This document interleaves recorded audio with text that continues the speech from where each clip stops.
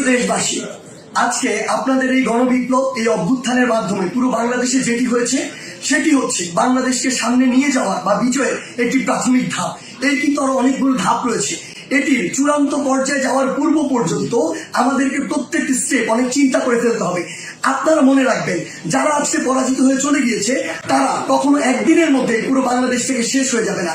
তাদের বীজদার দিয়ে তারা সর্বশেষ আরেকটি আমাদের যে ছবল সেটি দেওয়ার চেষ্টা করবে, কিন্তু আমরা সেটি আসলে হতে দিব না।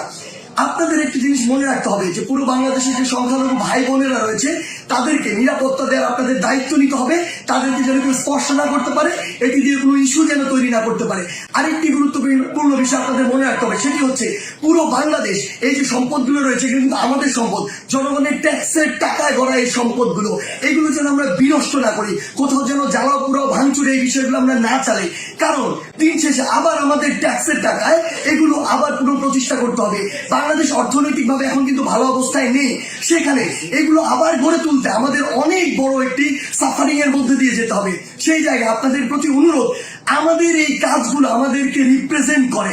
তাই কেউ কোনো একটি কাজ করেছে, অপকর্ম করেছে, বাংলাদেশে পশুর মতো অনেক কাজ করেছে, ফ্যাসিজম করেছে, যা ইচ্ছা তাই করেছে, আমরাও সেটি করতে পারি না। যদি করি তাহলে তাদের সাথে আমাদের পার্থক্য থাকে না, বরং আমরা দেখিয়ে দিব যে কিভাবে আগামীর বাংলাদেশকে বিনির্মাণ করা যায়। আপনাদের কাছে আমাদের প্রাণের অনুরোধ, আমাদের এই সম্পদগুলো, রাষ্ট্রীয় সম্পদগুলো আপনারা রক্ষা করুন, ভাঙচুর জ্বালাও পোড়াও থেকে আপনারা দূরে থাকুন। আমাদের যারা মিডিয়া কর্মী ভাই বোন রয়েছে তাদেরকে আপনারা সহযোগিতা করুন।